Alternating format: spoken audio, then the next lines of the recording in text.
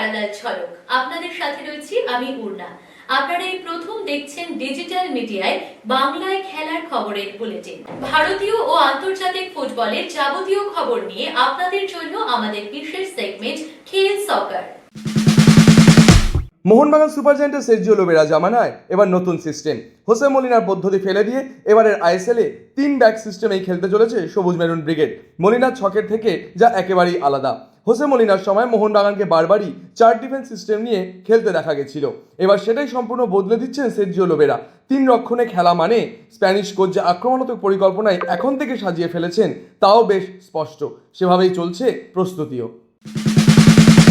আশিস রায় ছিটকে গিয়েছেন, সেই জায়গাতেই নতুন ফুটবলার নিতে খুব একটা বেশি দেরি করলো না Mohun Bagan super giant. Kerala Blasters থেকে লোনে অময় রানাওয়েকে দলে তুলে নিল মোহনবাগান। এর আগেও আই লিগের সময় মোহনবাগানে খেলার অভিজ্ঞতা রয়েছে অময়ের, সেই সঙ্গে কেরালাতেও সাফল্য পেয়েছেন। আশিস রায়ের জায়গায় তাকেই এবার পছন্দ সের্জিও লোবেরা। সবুজ মেরুন জার্সিতে তিনি কেমন পারফরমেন্স করেন সেটাই দেখার। টম অলরেডের বিদায় ঘণ্টা কি এবার বেজেই গেল? এই মরশুমে মোহনবাগানের সঙ্গে তার চুক্তি শেষ। সেই সঙ্গে লোবেরার পরিকল্পনা তো নাকি তেমনভাবে নেই বলেই শোনা যাচ্ছে, কারণ মোহনবাগান কোচ এবার 3 ব্যাক সিস্টেমে দলকে খেলাতে চলেছেন। সেখানে টম অলরেড নেই বলেই জানা যাচ্ছে। সূত্রে খবর বেশিরভাগ ম্যাচেই প্রথম একাদশে জায়গা পাবেন না টম অলরেড। যদি একান্তই কোনো ম্যাচে প্রয়োজন পড়ে 4 ডিফেন্স খেলানোর, সেই সময় তার কথা ভাবা যেতে পারে বলেই শোনা যাচ্ছে। আসন্ন কেরালা ব্লাস্টার্স ম্যাচ থেকেই হয়তো সেই ছবি দেখা যেতে চলেছে। আইএসএলে লাল হলুদ জার্সিতে গোল করতে চান ইউসুফ। শুক্রবার তাকে সই করানোর খবর সরকারিভাবে ঘোষণা করেছে ইস্টবেঙ্গল। এই দিনই আবার শহরে পৌঁছচ্ছেন ইস্টবেঙ্গলের নতুন বিদেশি ইউসুফ এজেজারি। তার আগেই লাল হলুদ ভক্তদের উদ্দেশ্যে বিশেষ বার্তা দিলেন এই স্প্যানিশ স্ট্রাইকার। প্রতি ম্যাচে গোল করেই দলকে সামনের দিকে এগিয়ে দেওয়া এখন ইউসুফের কাছে প্রধান লক্ষ্য। ইস্টবেঙ্গলের একমাত্র বিদেশি স্ট্রাইকার হিসেবে খেলবেন তিনি। সবকিছু ঠিকঠাক চললে আগামী 8 ফেব্রুয়ারি মোহামেডান এসসির বিরুদ্ধে প্রস্তুতি ম্যাচেও খেলতে পারেন ইউসুফ এজেজারি। এখন শুধুই তার লাল হলুদ জার্সি গায়ে তোলার অপেক্ষা। ইস্টবেঙ্গল ক্লাব কর্তারা যখন কিশোর ভারতীতে না খেলা নিয়ে হুমকি দিচ্ছেন, সেই সময় ফেডারেশনের কাছে কিশোর ভারতী স্টেডিয়ামেই খেলার কথা জানিয়ে দেওয়া হলো আবার ইমামি ম্যানেজমেন্টের তরফে। ক্লাব কর্তাদের সঙ্গে ইমামি ম্যানেজমেন্টের দ্বন্দ্বটা যে এবার আরও প্রকাশ্যে তা কার্যত স্পষ্ট। ক্লাব যুব ভারতীর কথা বললেও ইমামি কিন্তু এবার ইস্টবেঙ্গলে খেলার আয়োজন কিশোর ভারতী স্টেডিয়ামেই করছে, আর তাতেই ফের সরগরম কলকাতা ময়দান। যদিও কিশোর ভারতীতে খেলা হলে ইস্টবেঙ্গল কর্তারা মাঠে না যাওয়ার হুমকি আগেই দিয়েছেন। তবে কি ইস্টবেঙ্গল কর্তারা এবার নিজেদের দলের খেলা শুধুমাত্র ফ্যান করেই দেখবেন? আইএসএল এর আগে এই দ্বন্দ্ব দলের খেলায় আবার কোনো প্রভাব ফেলবে না তো? এই নিয়ে এখন আলোচনা তুঙ্গে। সাংবাদিকদের প্রশ্নে মার খাওয়ার ভয় পেয়ে গেলেন হোসে র্যামিরেজ ব্যারেটো। আসলে বৃহস্পতিবার মোহনবাগান কোচ সার্জিও লোবেরা বলেছিলেন মোহনবাগান ভারতের সেরা দল, আর সেই নিয়ে ব্যারেটোকে প্রশ্ন করা হয়। কিন্তু ব্যারেটো তখন ইস্টবেঙ্গল মাঠে ইলিয়াস পাসার জন্য প্রদর্শনী ম্যাচ খেলতে এসেছেন। ইস্টবেঙ্গল মাঠে মোহনবাগান নিয়ে প্রশ্ন শুনে মজার ছলে কি বললেন ব্যারেটো, শুনে নিন। Mohanbagan is the best club of India. Do you agree with the Sergio Lovera of the Mohanbagan? Sergio Lovera's comment? Do you agree with him? Guys, I'm just English background. Okay, so What is your reaction? You want people to beat me over here? শহরে Baichung Bhutia, ISL থেকে federation, সবকিছু নিয়েই নিজের মত জানালেন বাইচুং। ISL এখন সবাই প্রশ্ন করছে, প্রথমত হচ্ছে যে এখনো পর্যন্ত ফেডারেশন ভেন্যু ঠিক করতে পারেনি, বল কোন বলে খেলা হবে হবে না। ঠিক আছে, 14 ফেব্রুয়ারি স্টার্ট হবে, তো 14 ফেব্রুয়ারি একটা টুর্নামেন্ট শুরু হবে, দেশের নাম্বার 1 টুর্নামেন্ট এএফসি, যেখানে তোমার স্লট রয়েছে, সেখানে এই ব্যাপারটাই যে এখনো অগোছালো, এই ব্যাপারটা তুমি কিভাবে দেখছো? আমি 3 বছর আগে যখন বলছিল কেউ শুনে নেই, আমি অনেক বড় বড় লোককেও, ইম্পর্টেন্ট বিগ প্রোফাইল লোককেও ইন দ্য গভর্নমেন্ট আর অনেক লোককেও আমি বলছিল কি একটা রং হচ্ছে, I think we are getting wrong people wrong জায়গাতে। 3 বছর আগে মিডিয়াকেও বলেছিল এটা অনেক, I think it's not gonna help Indian football, and আজকে I think everybody is aware. Very very unfortunate. I think I don't also, আমি শুধু ব্লেম অবভিয়াসলি কল্যাণকে শুধু দিতে চাই না, বিকজ আই থিঙ্ক সিচুয়েশনও আই থিঙ্ক ওয়াজ ভেরি, ও সময় যে ফিফা সাসপেন্ড থেকে ফিরে আসছিল, and during that period I think anybody, federation and everybody should have got somebody experience লোককে যে ডিসিশন নিয়ে পারবে, নিয়ে যে ফুটবলকে জানতে পারে, because we are just coming back from the FIFA suspension, and during that time under 17 women's football হচ্ছে, and that period is very important, একটা strong experience administrator কে নেওয়ার জন্য, বাট বিচার আমি আই ফিল সরি কল্যাণকে ও জায়গাতে অবভিয়াসলি অনেক লোক রেখে দিয়েছিল, আই ডোন্ট নো ও চাইছিল কি না, বাট ওকে ওখানে দিয়ে গেছিল, but it was something wrong. I think maybe after some time Kalyan আসতে, but that situation entire I think for him situation অনেক difficult ছিল, and now at least we are hoping that he'll get better. 8 বছর পরে I think there is an election. Good thing is নতুন sports law regulate হয়ে গেছে, and I hope sports law regulate হওয়ার পরে we bring in the right people there, and hopefully things will move on. Baichung R No, I think East Bengal I think East Bengal যেরকম খেলছে is very very positive, and নিশ্চয় আপনি সব জানেন কি east বেঙ্গলের situation last couple of years ISL অনেক difficult ছিল, বিকজ ডিফিকাল্ট সিচুয়েশনের খেলবে না এরকম স্পন্সর নিয়ে অনেক ডিফিকাল্ট সময় ছিল, but at least last couple of years 2 বছর থেকে একটু এস্টাবলিশ হয়েছে। এই বছর একটা ভালো সেট টিম পাচ্ছে, পারফরমেন্সও ভালো দিচ্ছে।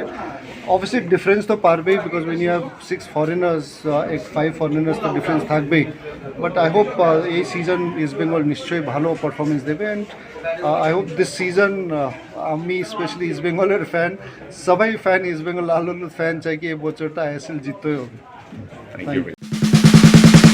ঘোষণাটা আগেই হয়েছিল। শুক্রবার ইস্টবেঙ্গল ক্লাবে ইলিয়াস পাশা স্ত্রী ও কন্যার হাতে তুলে দেওয়া হলো ইস্টবেঙ্গল ক্লাবের তরফে 11 লক্ষ টাকা। এই ক্লাবের সঙ্গে তার দীর্ঘদিনের সম্পর্ক।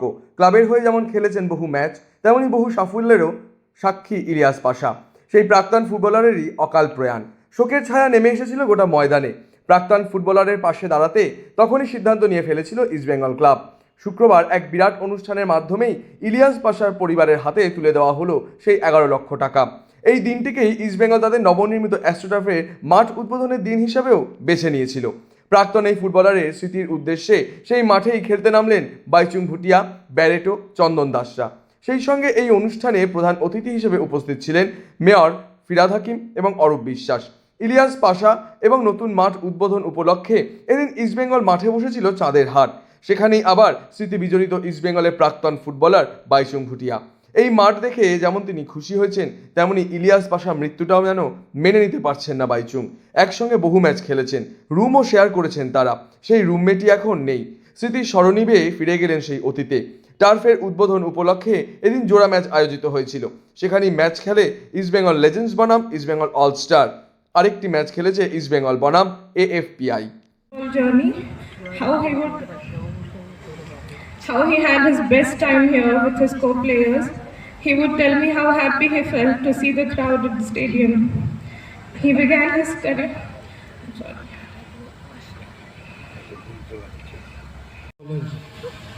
টার্ফ ইনগ্রেশনে আছে, but at the same time টার্ফ ইনগ্রেশন থেকে বড় যে আজকে অনেক players East Bengal ex footballers plus other stars from other clubs like Barreto আজকে এসে একটা ম্যাচ খেলছে। ও ম্যাচ স্পেশালি আমার নিজের লাইফের একটা প্লেয়ার যে এক্সাম্পল ছিল আমার জেনারেশনে। আমি যখন ফার্স্ট ইস্ট বেঙ্গল এসেছিলাম 93-তে, and people like Ilyas Pasha, who were some of the greatest players, শুধু player ne on the field but off the field too.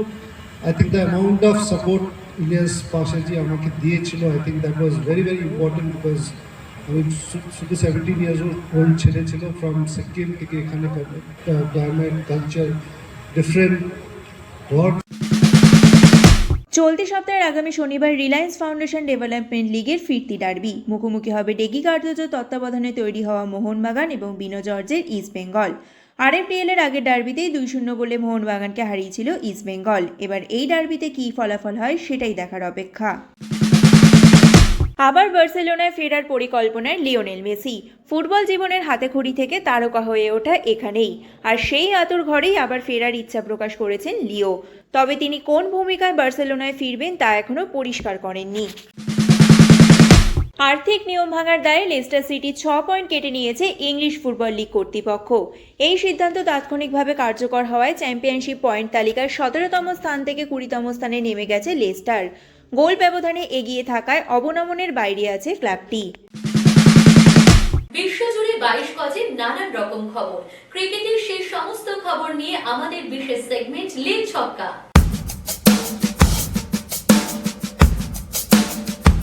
শনিবার দুপুরে বিশ্বকাপের উদ্বোধনী ম্যাচে ইডেনে নামছে ওয়েস্ট ইন্ডিজ আর স্কটল্যান্ড, আর পরের ম্যাচে সন্ধ্যে 7টায় ওয়াংখেড়েতে মাঠে নামছে ভারত, বিপক্ষ আমেরিকা। চোটের জন্য বিশ্বকাপ থেকেই ছিটকে গেছেন হর্ষিত রানা, তাই সম্ভবত বুমরার বোলিং পার্টনার হিসেবে প্রথম একাদশে জায়গা পাবেন অর্শদীপ সিং। কিন্তু গম্ভীরের একাদশে হয়তো প্রথম ম্যাচে জায়গা হচ্ছে না সঞ্জু স্যামসনের, কারণ অবশ্য ঈশান কিষানের দুরন্ত ফর্ম। অভিষেক শর্মার সঙ্গে ওপেন করবেন তিনি, আর 3 নম্বরে থাকবেন তিলক বর্মা, ডিফেন্ডিং চ্যাম্পিয়ন, সঙ্গে আবার নিজের দেশের বিশ্বকাপ। তাই প্রত্যাশার চাপ যে ঠিক কতটা তা টের পাচ্ছেন সূর্যকুমার যাদবরা। তবে চ্যাম্পিয়নদের মতোই বিশ্বকাপের শুরুটা করতে মরিয়া টিম ইন্ডিয়া।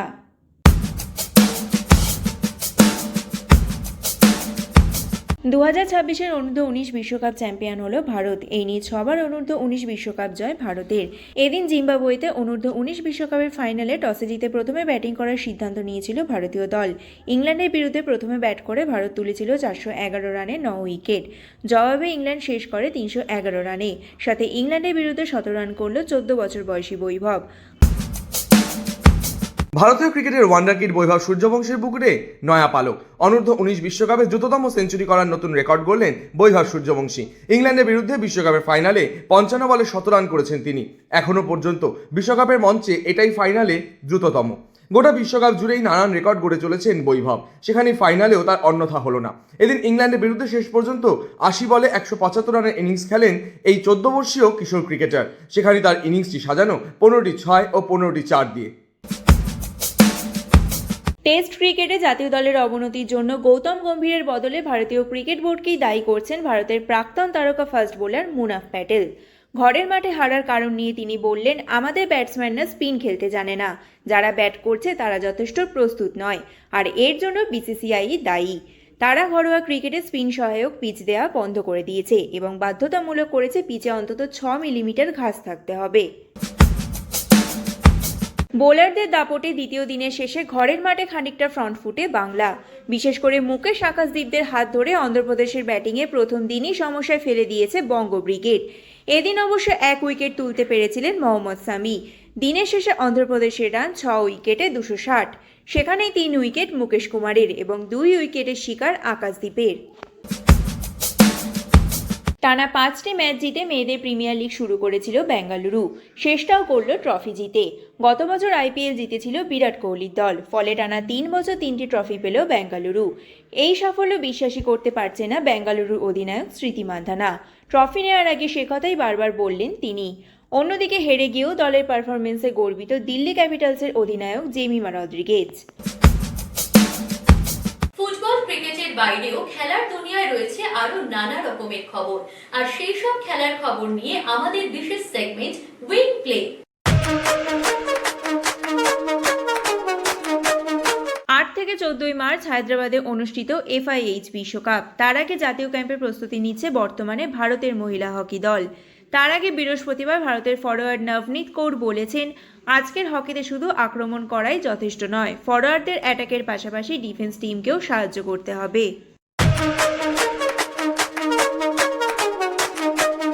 খেলার দুনিয়ায় শোনা যায় নানা রকমের মন্তব্য, আর সেই সব মন্তব্যের কোলাজ নিয়ে আমাদের বিশেষ সেগমেন্ট থ্রো ইন। দল তৈরি করা হয় একরকম ভারসাম্যের কথা ভেবে। হর্ষিত সত্যি খেলতে না পারলে আমাদের অন্যরকম ভারসাম্যের কথা ভাবতে হবে। আমাদের হাতে প্রচুর বিকল্প রয়েছে, ও খেলতে না পারলে আমরা অবশ্যই ওর অভাব অনুভব করব। আমরা এমন একজন বোলারকে নিতে চাইব যে ব্যাট করতে পারে। প্যারালাল ঝলক আজ এ পর্যন্তই। খেলার দুনিয়ার সেরা প্যাকেজ নিয়ে দেখতে থাকুন প্যারালাল ঝলক প্রতিদিন রাত 10টায়।